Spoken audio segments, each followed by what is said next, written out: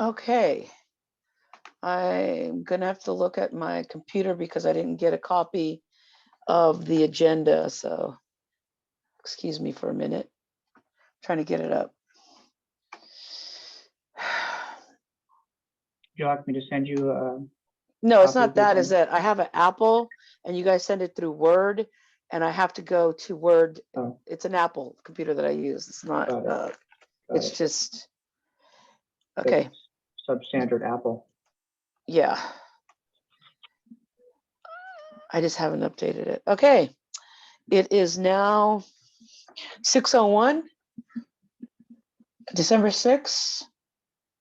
And we're having what is it? I gotta say, this meeting will be conducted pursuant to the government code 54953E1A in order to minimize the speed of minimize the spread of COVID virus. The Planning Commission is conducting this meeting by Zoom webinar and will be offering alternative options for the public. You are encouraged to watch the meeting live on Facebook.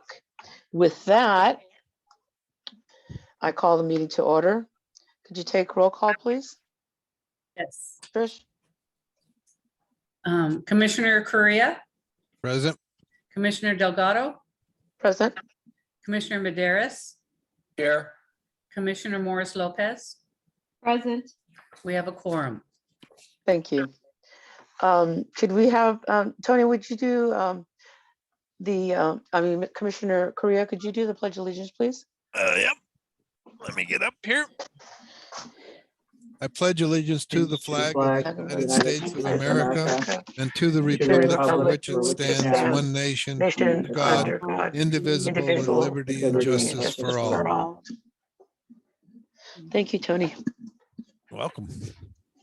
Commissioner Correa. Okay, number 2, the public comments on items not on the agenda, but within the subject matter of the jurisdiction of the Planning Commission. Trish, is there anybody wanting to get on?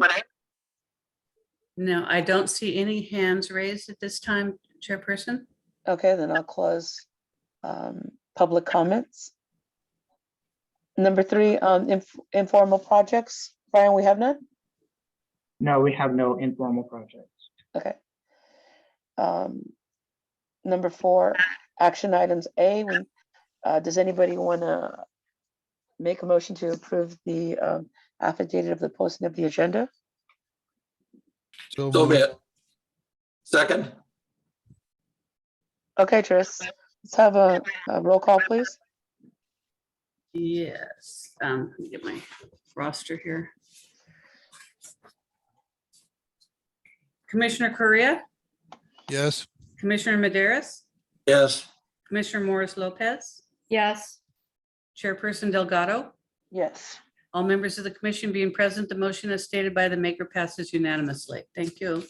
Thank you. Number 5, information items, an update on the community plan sphere of influence and urban growth boundary committee recommendation. Brian? Yes, I think Don will give the staff presentation for this item. And again, this is an information item and not for discussion or debate, but information. So commissioners are free to reflect on the information and then ask questions, and we'll be happy to provide answers as best we can.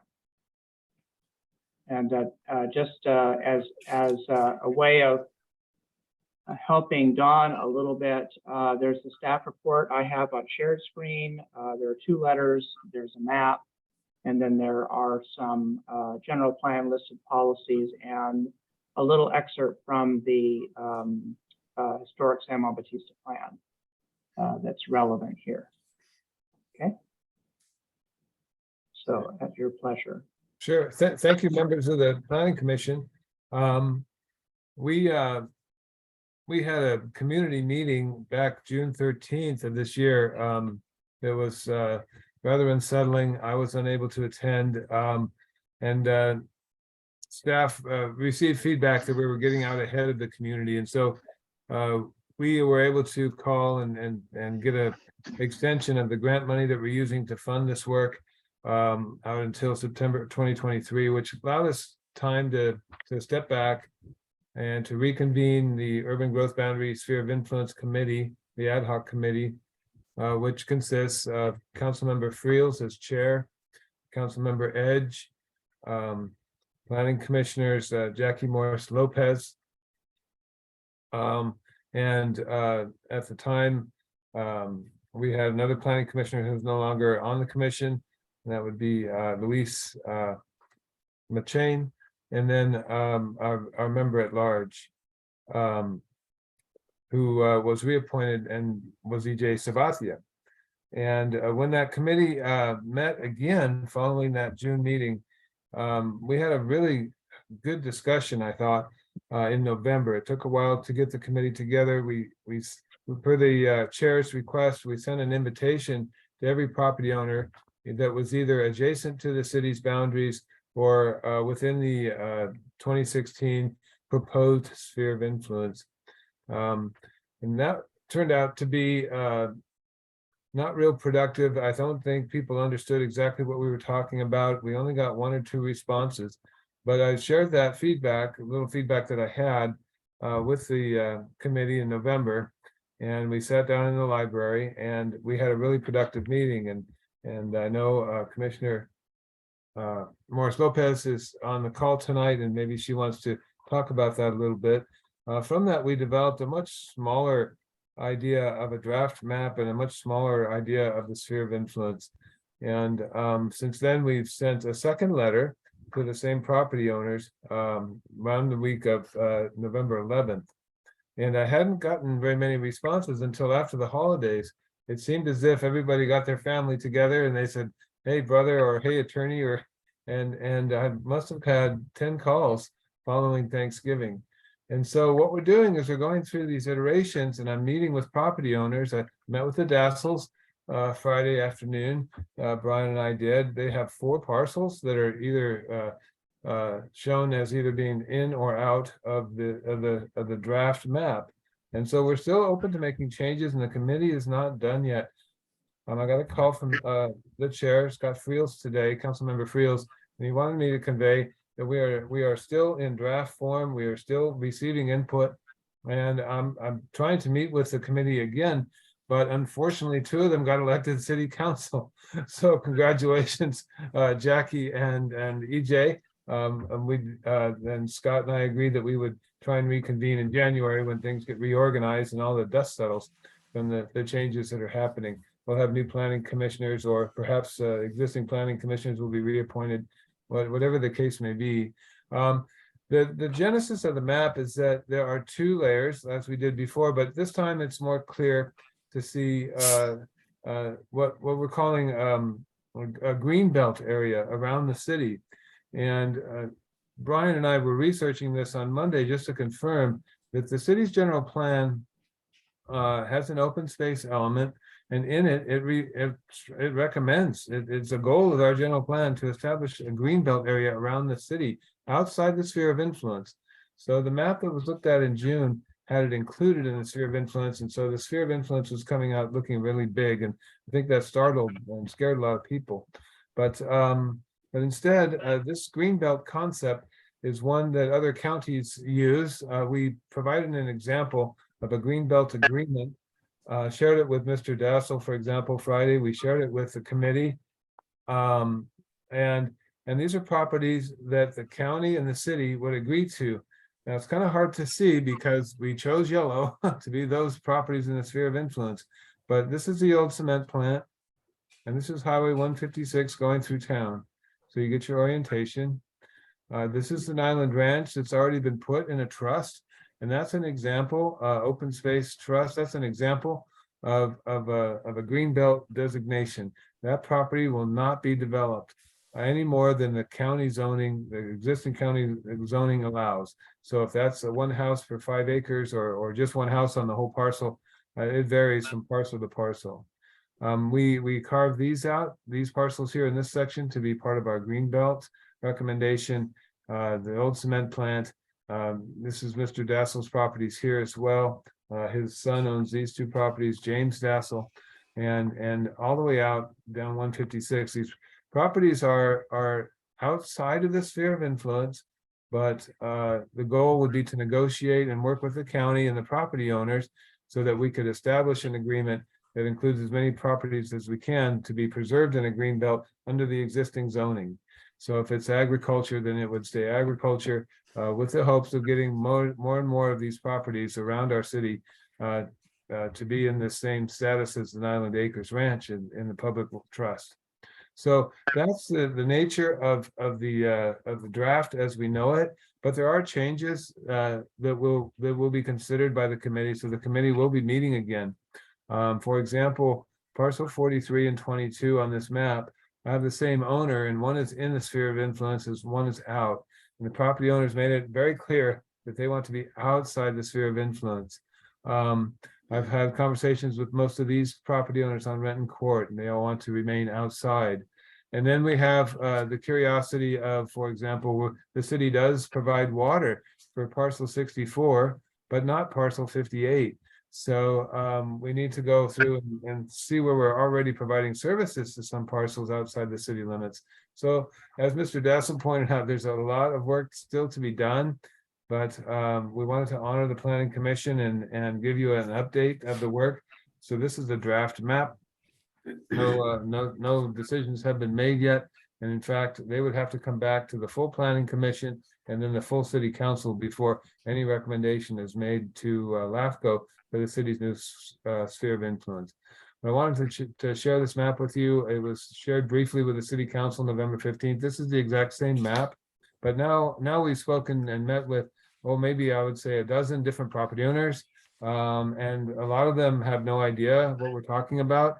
I talked to one property owner, a respected elder of our community who lives in the unincorporated area, and she was afraid that we were going to do something to her house or bulldoze or blah blah blah. So I was able to talk to her and assure her that that's not our intent. If you're in the sphere of influence, this is property that this city may at one point annex in and provide services to. If you are outside the city of boundaries and within these green lines, the city is going to work towards green belts, establishing green belts. And down in this area here, we have no green belts indicated because this is all super valuable and important ag land, and it's also inundated with floodplain. Most of this is floodplain area down here. We did meet with Mr. Koch, Dale Koch. He has property both within the city boundaries and property interests along this edge, and he was happy with the direction we were headed. So there's still work to be done, and we just wanted to share the status with the commission and answer any questions, any dialogue that the commission may have with the members of the public. So it's another chance to get the message out and keep people engaged. Thank you, Brian, for allowing me to speak tonight. Okay, do you have anything to add on that, Brian? Brian? Yeah, I think the only thing that I would add at that I think Dawn covered all of that very well, of course. One thing that I would like to do is Dawn mentioned general plan, and he also mentioned, and I also mentioned that we have the historic San Juan Bautista plan here as well. And I would just like to put up on the screen some general plan policies that I think the Urban Growth Boundary Committee reflected upon when they're thinking about the Greenbelt. You can see here the range of policies in the current general plan that talk about protection of open space for agricultural reasons, large acres, minimum lot size in the ag zone, adoption of guidelines, different tools that can be used to secure the transfer of development rights to protect open space lands. Another tool that's often used in different jurisdictions to make sure that properties aren't economically disadvantaged as we protect these open space areas. And so there are a lot of mechanisms that we can use. You see here, there's a land use element policy to develop urban growth boundaries. That's been a favorite topic. The Urban Growth Boundary Committee was established to look into this. And here you see actually a specific general plan policy that actually, as Don mentioned, talks specifically about and explicitly about the creation of a greenbelt zone to maintain distinct boundaries and protect San Juan Bautista's community character. And that's what, this is really all about, is what is the best way to protect the community's character that's so essential for our economic health and for the success of our historic preservation initiatives that have been developed here in San Juan Bautista. And so you see the range of policies that exist. The other thing that I would like to do is I'd like to refer the Planning Commission to a planning document that I think is it's not new. It's been around for a while, and let me see if I can find that planning document. Let's see here.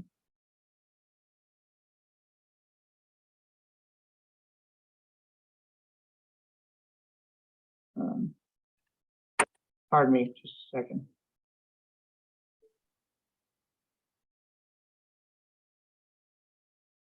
Okay. So I'm going to share my screen, and it is in these. Here we are.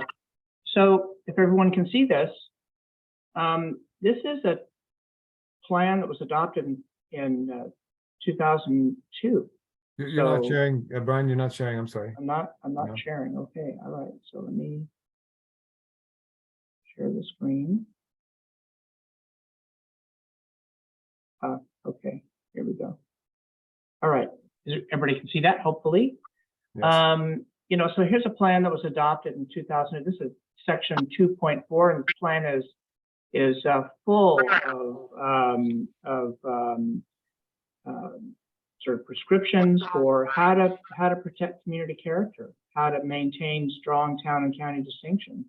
And you can see here that in this adopted historic San Juan Bautista plan, I think reflected in a lot of cases in general plan policies, you can see in this plan that protection of surrounding open space and formation of a Greenbelt Preservation Committee and the definition of the purpose of the committee to map and locate parcels, identify landowners who want to continue farming, which is what Don is referring to in his initiative to contact landowners outside the existing city boundary, prioritizing greenbelt lands, and ensuring property owner involvement and collaboration.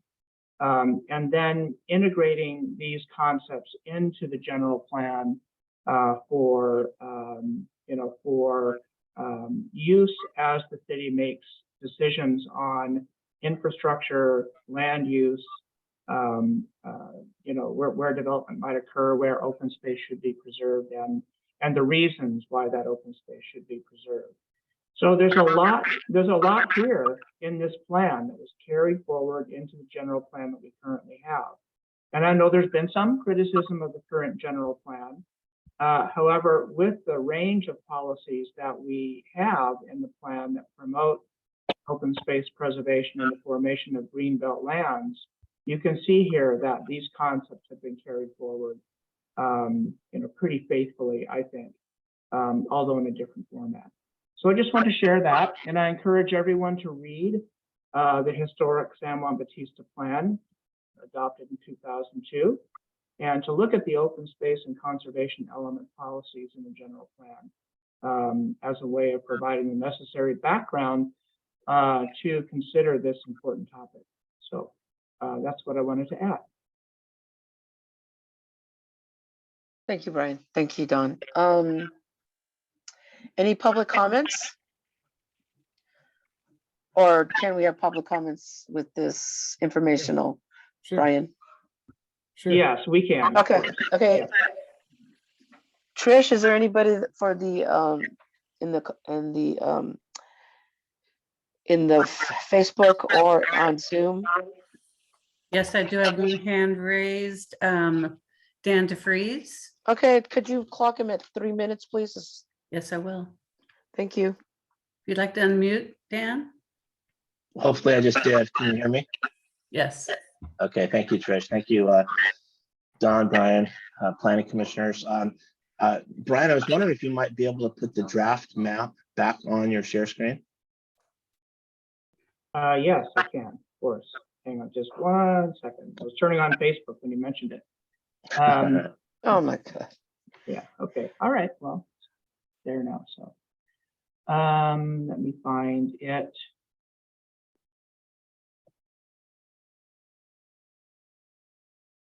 Trish, can you start his time when Brian puts up the map, please?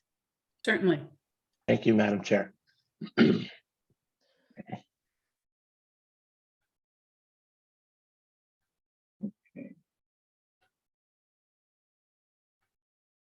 Okay, there we go. Sorry about the delay.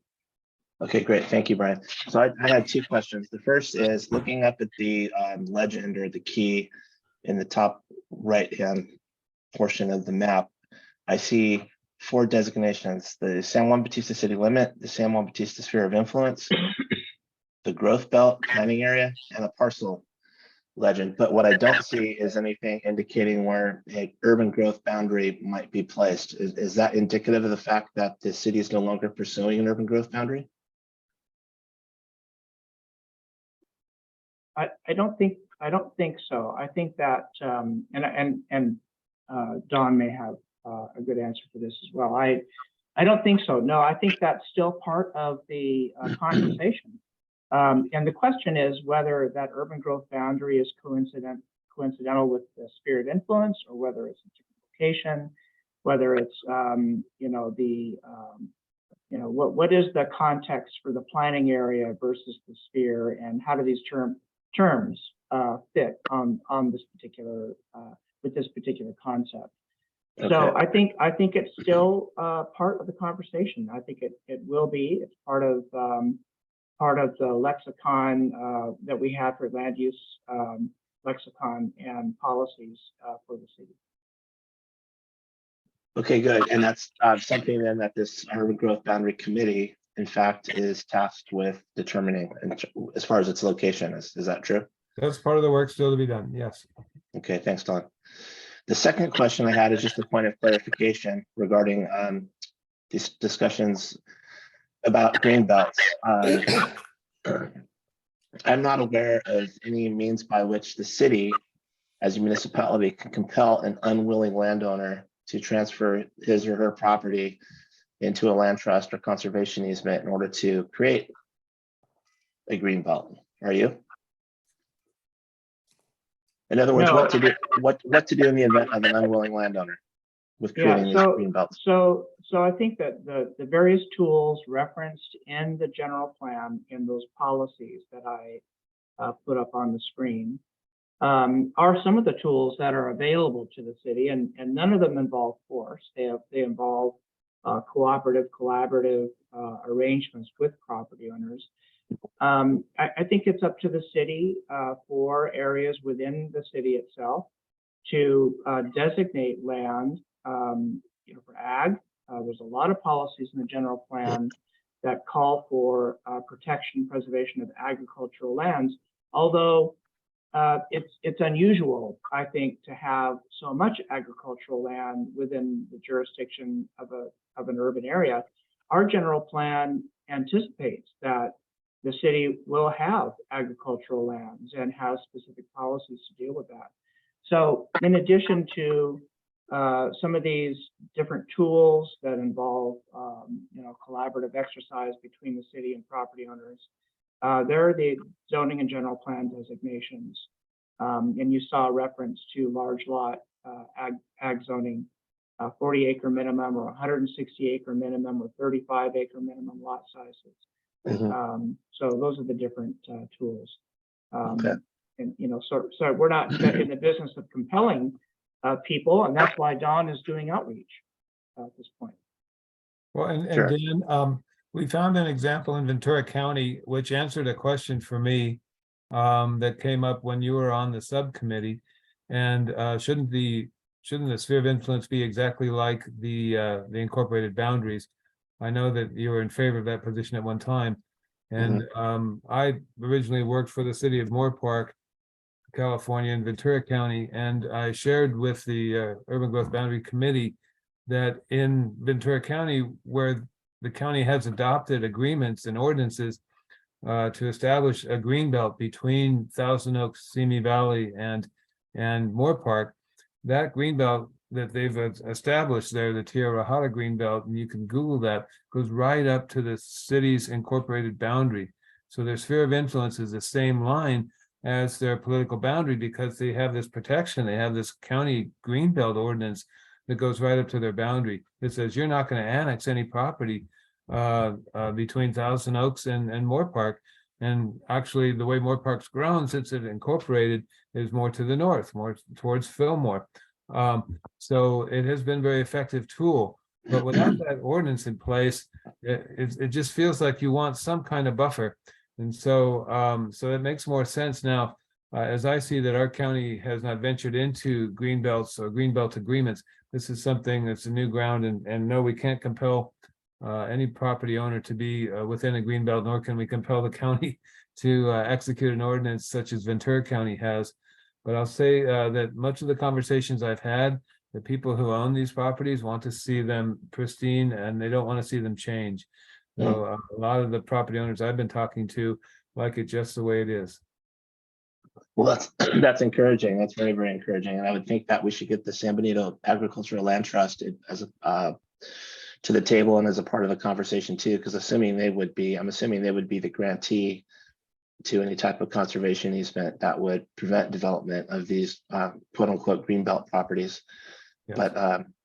and Don, DeFreeze, I'm sorry, your time is up. can I just say Your one last thing, just Trish, really fast? And Hold Don, on, hold on. Give or him Madam Chair, a couple of just minutes, and let's wrap it up. Okay, Dan. 30 Thank you. seconds. Thank you. 30 seconds.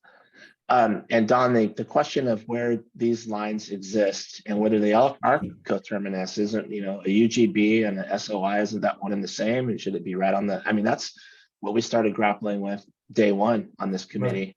Right. And I think that's kind of the answers to the test right there that we need to get to the bottom of. Thank you very much, everyone. Sure. Thank you, Dave. Dan, I mean. That's all right. Yeah, I'm kind of like lost. I think today's the 1st of December, and I'm trying to read what they presented with me. I'm just totally lost. But anyways, thank you. Anybody else, Trish? No, I don't see any other hands raised at this time. Okay. With that, Commissioner Merleros, do you have anything to comment? Any comments, concerns, or questions on this? I got a million questions. I don't think we have enough time for that tonight. Yeah, I'm just trying to ponder. I'm trying to see where we're at.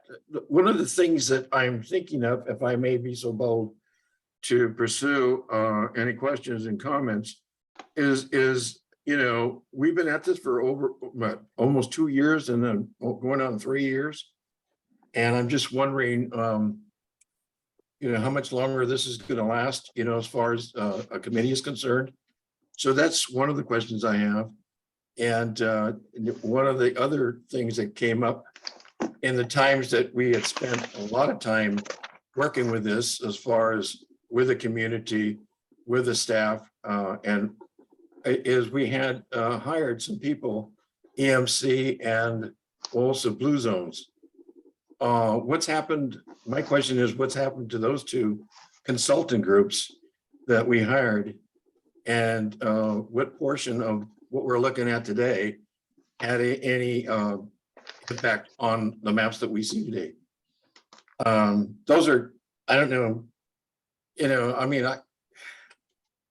I went through this whole process for almost a year now, myself personally as a commissioner. And it just seems like we're having a hard time with this. And I know it's not an easy process. And I don't know how much longer this is going to take before we go to LAFCO. But I see where the process is at. I know where we're at right now. It just seems like we've gone along with consultants, what have you, and now we're kind of back to ground zero again. Could you at least give us where we're at with this now, as far as where we're going to go? Is there a time frame in which we're going to try to get this into a nutshell? Is probably my major concern as a planning commissioner. I think that Don mentioned that the committee is going to get back together to talk about the meetings that city manager has been having with property owners after the first of the year. And then after that, our consultants haven't just been sitting idly by. We do have an overall schedule we'd like to achieve. We do have to send this on to LAFCO, and our consultants have been making progress on an administrative draft plan because there's a lot of work that's involved in drafting a plan like this, apart from just deciding where the boundaries will be. To encapsulate some of the general plan policies within a plan like this and carry them forward is not an easy task. So they've been working away, and you should be able to see a draft plan, probably sometime after, in the first quarter, I would say, of 2023. And I can't be more specific than that at this point. That's going to come before the planning commission. Yes, absolutely. Okay. It would first be reviewed by the committee, but yes. Yeah, and okay, and then I noticed in your map, when it comes to the green belt, that's something new that we hadn't talked about in the past. And I kind of like where we're going with that. And by the way, just looking at the overall picture as what I see today, I'm kind of liking where we're going and how we're getting involved with the local community, and as far as the people who, the landowners and what have you. One of the things that I noticed in your map, south of the city limits, I understand where we're going there. What about north of the city limits? I noticed that in the map, why aren't we going in that direction too as well, as far as the green belt is concerned? That's where all the agricultural land kind of exists as far as the San Juan Valley goes. Can you explain something about that a little bit today? On the north side of city limits. Yeah, I think the committee, and I'm just going to speak up, and maybe Don has a different perspective. With the green belt. Yeah, I know, I understand what you're saying. If you look at what the committee did on thought about on the east side versus the west and the south side in general, adjacent to the existing city, urbanized area of the city, you see the line is relatively close in to the existing city limit, coterminous. But I think the same concept was thought about for the north side, where it was thought, well, there's some development that maybe the city would like to, and some things the city would like to achieve with respect to development and infrastructure improvements on the north, but it doesn't extend very far. It's very limited. So I think that just from the standpoint of establishing some good infrastructure improvements to serve the existing city and to create a good, solid urban fabric there, consistent with the city's context, was seen to be a positive change. So I think that's the reason it doesn't extend very far. Just same reason it doesn't extend very far on the east either. Mm-hmm. Mm-hmm. Yeah, and one other thing I'd like to see on this map, a title and a date to kind of keep abreast of where we're at with these maps. And kind of it'd be, I think, helpful for the when we come to review, make sure that they're dated and what have you. Yeah. Good idea. Yeah. And well, I think that's about it for now. I really congratulate and commend everybody that's been working on this. I'm not trying to poke holes in anything here other than the fact I'm trying to understand where we're going with all this. And I think what I'm hearing, I like the direction we're going. And if there's anything further I could do to help you with that, just let me know. Other than that, I'll turn it over to the other commissioners. I'm sure they have plenty of questions. I might have some other ones that might come up later, if you don't mind. Thank you. Okay, thank you, Commissioner Maderos. Commissioner Correa, do you have anything that you'd like to ask? Not really anything specific. I echo David's comments. I think, or Commissioner Maderis's comments. I think that's headed in a good direction, and I realize the amount of work that goes into something like this. I also, I would share Danny Joe's concerns about teeth in the green belt area. You know, if we can develop a vehicle that will ensure that we can keep the green belt green, so to speak, recognizing that you can't, you know, involuntarily impose that sort of restrictions on a property owner. Right. But I think this is the process we need to go through to make this, and it's very hopeful that it'll be a good outcome for the city. Okay. Thank you. I have a question to Dawn. Did you talk to the Luis Valdez family? Because when we went to the June meeting, he did not receive he wasn't invited to talk to. Did you guys invite him this time? Yes, he received the letters, and he received a copy of this draft map. He did not reach out to me. I'd be happy to give him a call. This map does include the addition of the lot that he was concerned about. He owns a lot that fronts on Salinas Road, and the larger lot behind it, 71. And he was concerned that there wouldn't be connections. So the committee took that into consideration as they drafted this map and added that back to the map. So he now has access to both of his properties from Salinas Road, and they are both indicated as being within the sphere of influence. Okay, so is this the June meeting where City Council member Frills slapped his hand on the table and said he was mad and walked out, or is this the December meeting? This is this is feedback we received at that meeting, but now it's reflected in the map.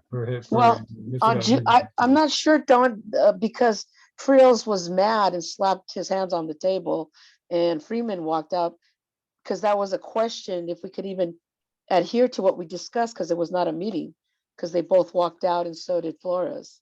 No, I'm suggesting that when the committee met and Jackie Morris Lopez is on this call and EJ is as well. We took that into consideration and added that parcel. Okay, because he was concerned about that, and I want him to be heard as every other landowner. Right. Okay, so he was, Right. okay, We believe this map reflects his interests. okay. Could we reach out to him like you've reached out to the other landowners, please? Sure. Yeah, my pleasure. Okay, thank you. Okay. And I agree with the Commissioner Maderos and Korea. I've been on the Planning Commission for 4 years. Frills was on, Chair Frills was the one that was on this. Now he's on the city planning. When are we going to what more do we have to do to move this to go to LAVCO? Because as you know, if it's not in writing, they can come say and just put a big circle and say, since you guys haven't come and told us XYZ, this is what we're going to do for you. I'm sure they won't, but that's my concern. Do you know how long it's going to take?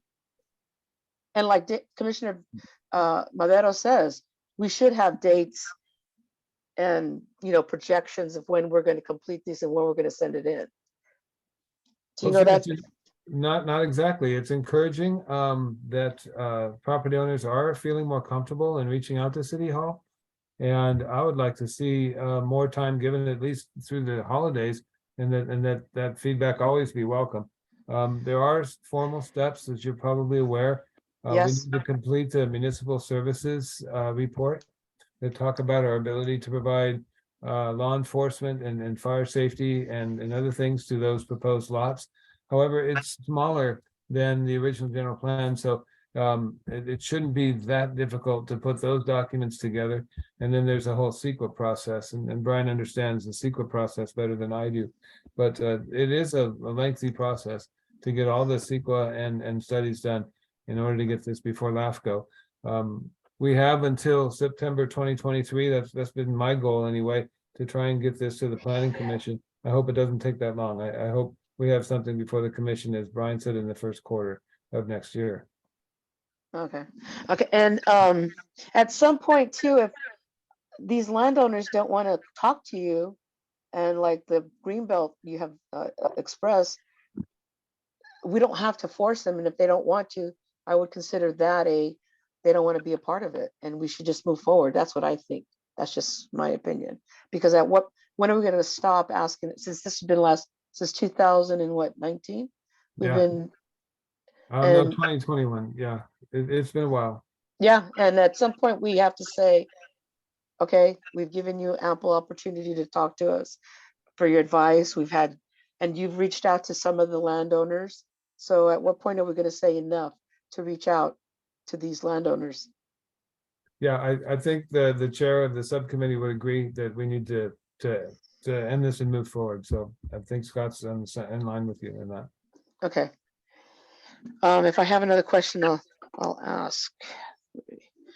Okay.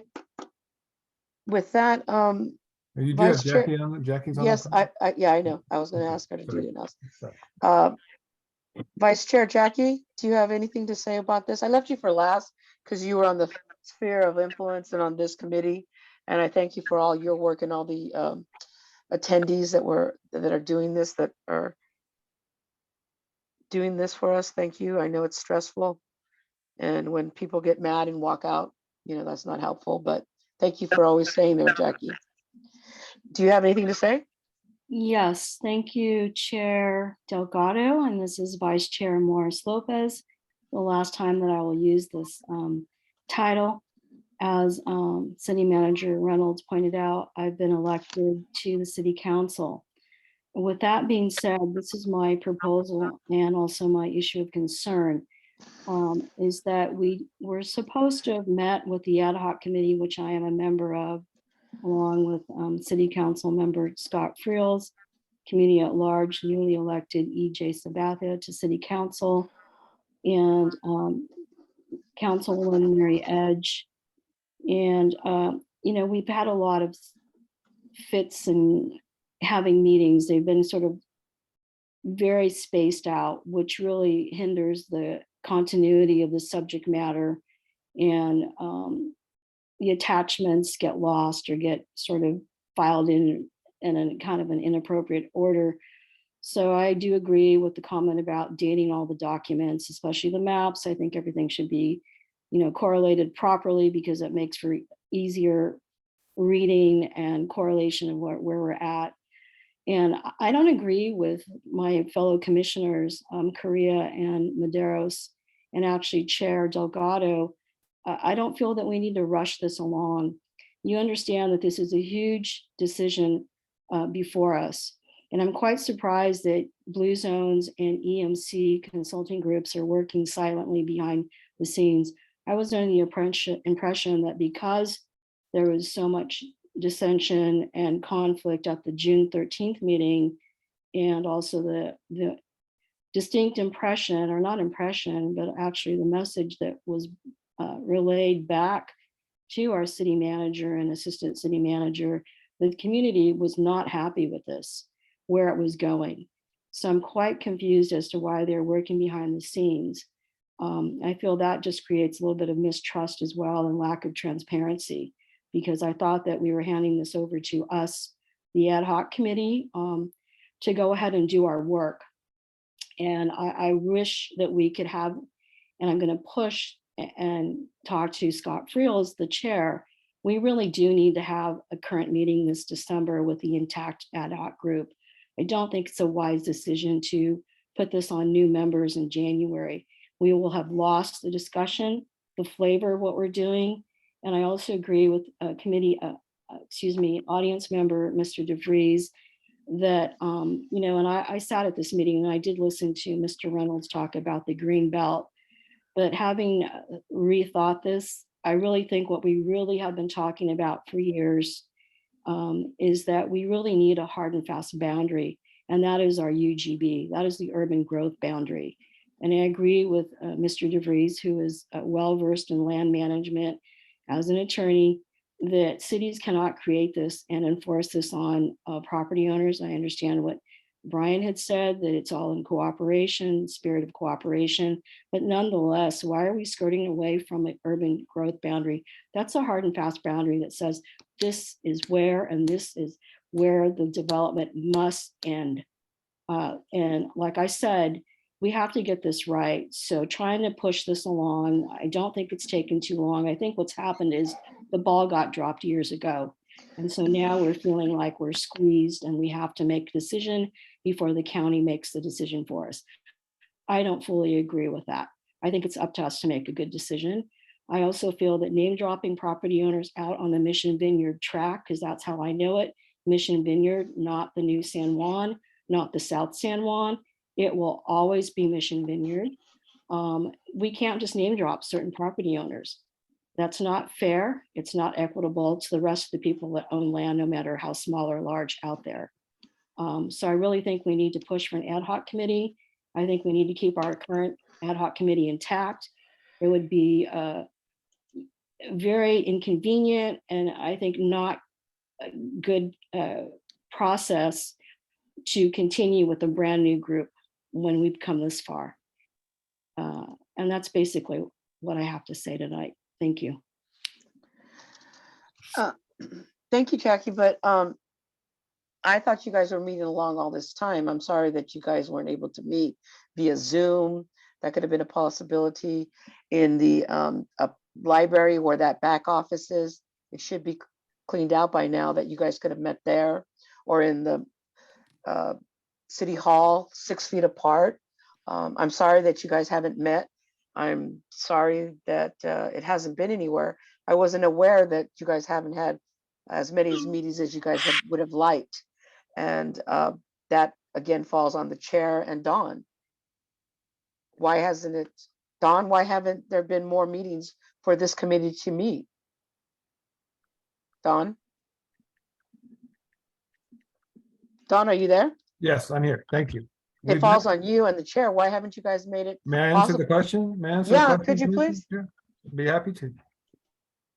We met, we agreed to send a letter. We allowed time for people to respond to the letter. I brought the responses to the committee. We met again. We sent a second letter. We're still receiving responses from the second letter. So we're trying to allow enough time for people to respond to our request to meet with us. Otherwise, it's not genuine. It's not authentic. So I think by taking our time, and we have some issues with reconfiguring the committee. This is a Brown Act committee. It now includes 4 members of the city council. So it's basically a city council meeting, isn't it? So, Yeah, and I was gonna do that with, I was gonna say that to Jackie. Now you cannot have the same members because you have chair, you have I set out with every intent. I set out with every intent last week to put another committee meeting together this week was my goal. And it was pointed out to me that once the election is certified, I've got a whole different cast of characters. And so, but that doesn't mean that the continuity is going to be lost. I think Councilmember Friels has every intention of staying on this committee. It's apparent that Councilmember Morris Lopez does as well. Don, could he control his emotions and say he's mad and slapping tables and walking out? Could you make sure he does that? He has not behaved that way the last 2 times the committee has met. Okay, just asking, because he Okay, represents the city. okay, I'm done answering. Thank you. Thank you. Jackie, I'm sorry, but I can't, Friels, when he was the vice chair, was the chair of the planning commission, put himself and you as the whatchamacallit, the community, and Louise McChain. So then you slipped into Louise McChain, and then we brought EJ as the community. So like Don said, we can't violate the Brown Act. And I'm sorry, so do you have anything to say about that, Jackie? Vice Chair? Yes, thank you, Chair Delgado. I think that, I understand what's going to happen here, but it's not for lack of the ad hoc committee being interested. And in your packet that we received tonight, there is in black and white that this thing is going to be pushed. They have to present a plan to LAFCO in January. And I understand that City Manager Don Reynolds had asked if we could meet again, but it seems like the ball always gets dropped. And I'm ready to go, as I know, I'm assuming, and with great confidence, that the rest of the ad hoc committee was ready and willing to meet again in November. And before we got certified, nobody was certain if we were going to win our election. I don't have a crystal ball. All I know is that my task and my position is that I was appointed to be a planning commissioner, which I, fulfilled and planned on until 2024, and also a member of this ad hoc committee. And those were my two priorities. And so I was and am available. Again, I have nothing to say on this. It's going to be a violation of the Brown Act. And I'm sorry I that, don't think I'm asking for you to say anything on it. You asked what our opinions are, what our comments were, Chair, excuse me. So like the other two commissioners and yourself, I tonight stated in front of the public and my fellow commissioners and staff what my feelings, what my perception, what my observation is. And it's presented for the record. Thank you. okay, thank you. Chairperson Delgado, we have Commissioner Maderas has his hand raised. Okay, thank you, Jackie. Go ahead, Commissioner Maderos.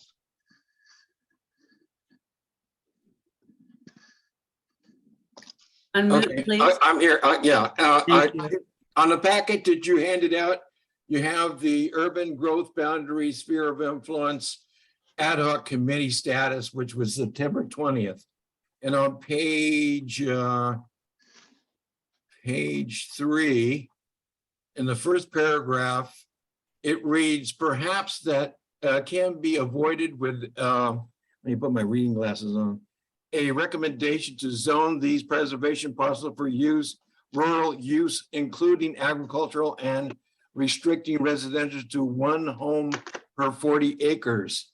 Now that's an idea and a suggestion, I think, written in this report here. Where do we stand on something like that? I'd like to ask, because I'm in favor of going that route with 40 acres with one residential unit on it, if we're going to have open space, agricultural, and what have you, if that's the case. Because this 5-acre parcel it really doesn't do anything for agricultural as far as I'm concerned. But anyway, that being said, I wonder how you're going to pursue that, and like to see if that gets put into the ad hoc committee, so that we do somehow find a way to do that for our green belt, you might say, or whatever. That being said, and I kind of disagree with what was said, that I was trying to rush things. I am not trying to rush anything here other than to expedite. And expedite and rushing is two different things. Expedite means we're going to do everything possible to get things done orderly and prioritize those things of importance to make sure that we're going to hit our goal as we expect to. It's not rushing things, it's trying to make sure we're organized, unified, and ready to proceed, to make sure that everybody knows we're committed to our responsibilities to get things done, because people want to know how we're going to get there, of course, but when we're going to get there is important too. Thank you. Not trying to rush things. Chair Thank you. Delgado, I have an answer to Commissioner Maderos' question about how do you do that? Well, there is when I put up general plan policies on the screen, there are several policies that talk about zoning, for large lot parcels. So you already have a policy, goals and policies in the general plan that enable you to do that. Good. Thank you. Thank you. With that, are we going to elect another committee from the Planning Commission? Brian, do we have to do that since the people that are on it now? But that is not on the agenda. But can we put that on the agenda for January? So we can see where we're going to go with that to add somebody from the Planning Commission? Yes, I think so. That Urban Growth Boundary Committee has Planning Commission members on it. Yeah, And if the commission would like to have that on the agenda, we can put that on the agenda.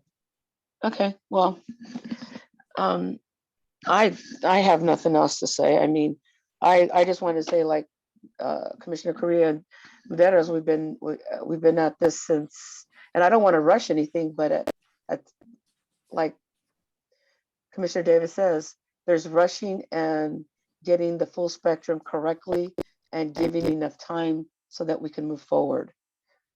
And I cannot see like I said, the pamphlet, because of my Apple will not let me open it up, so I was not able to see it. I thought you guys would give me one like you guys always do. So I can't comment on anything that Commissioner Medeiros has on his computer.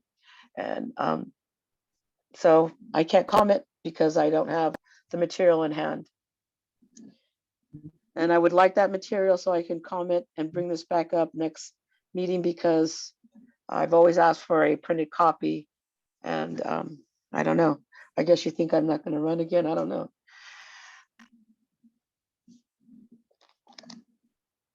So let's, do you have anything else to say, Brian? I know if there are no other questions, this is an information item, and Okay. we've exhausted questions, then I guess We're ready that's to it. move on.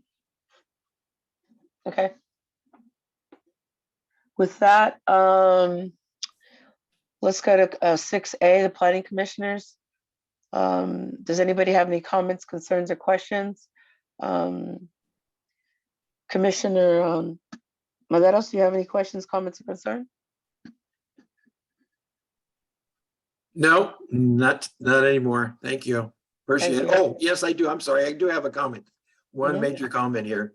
Congratulate to everybody who's won the elections and got appointed or whatever they did, got elected to city council, planning commission, whatever is going on. Congratulate all those people who did get in. And that would be also our one and only planning commissioner, Jackie Morris Lopez. Congratulations to her and EJ as Correct. well. So that's great. Thank you. Okay. Commissioner Correa, do you have anything to say? Commissioner Correa? Is he still on, Brian? Yep, I don't have any questions or comments. Okay. Vice Chair Jackie Morris Lopez? Jackie, do you have any, Vice Chair, do you have anything to say? I just want to say thank you for the meeting tonight. This will be my last meeting. I also wanted to just encourage the public that's listening, or even people that are listening, to encourage maybe their neighbors or friends that live within the city district. That's a requirement of San Juan Bautista, to consider applying for the open spots. We have 4 open seats. That means that we won't have a quorum until we have a fully seated planning commission. I know that the deadline, as far as I last read on the website for the city, was December 31st. I don't know if legally we can extend that, maybe the first week in January, since this is a really kind of busy time for everybody, the holidays and whatnot. I don't know how that will work, but I'm just hoping that we could perhaps maybe extend it a week or so, and encourage people that are listening. And like I said, spread the word. We need some new commissioners here to apply real quick. Okay. And thank you, Chair, and thank you everyone else. And it's been a pleasure working with you all, including staff, and thanks to the audience that does show up. Thank you very much. Good night. Thank you, Vice Chair, and congratulations to you and EJ and the re-elected Mayor Leslie Jordan. I recall the last time Don did extend it for one of the planning commissioners that did not meet the deadline. So I don't think it's illegal because he did it last time.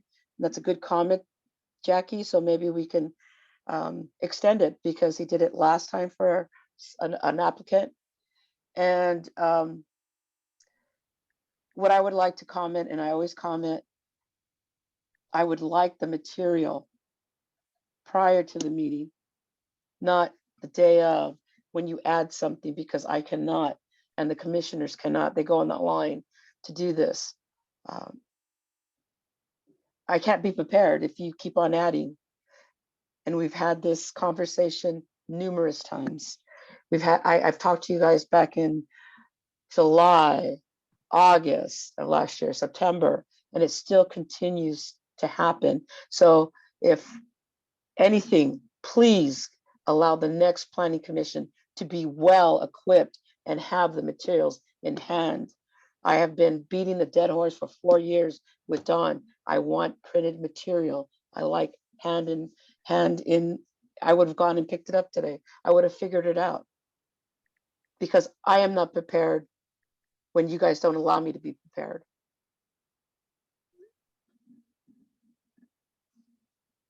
With that, do you have anything to say, Brian? No, thank you. Okay. With that, can we have an adjournment? Can somebody make a motion to adjourn? Move to adjourn. I second. that. Can you take a roll call, Trish, please? Yes, Commissioner Correa, Yes. Commissioner Menderes,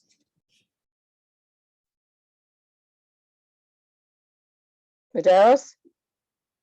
David? vote to adjourn. I'm sorry, I couldn't get my button to work here. I'm sorry. Yes, and happy holidays, everybody. Thank you. Commissioner Morris from Lopez, Yes, thank you. Chairperson Delgado, Yes. all Good night. members. Good night. Yes.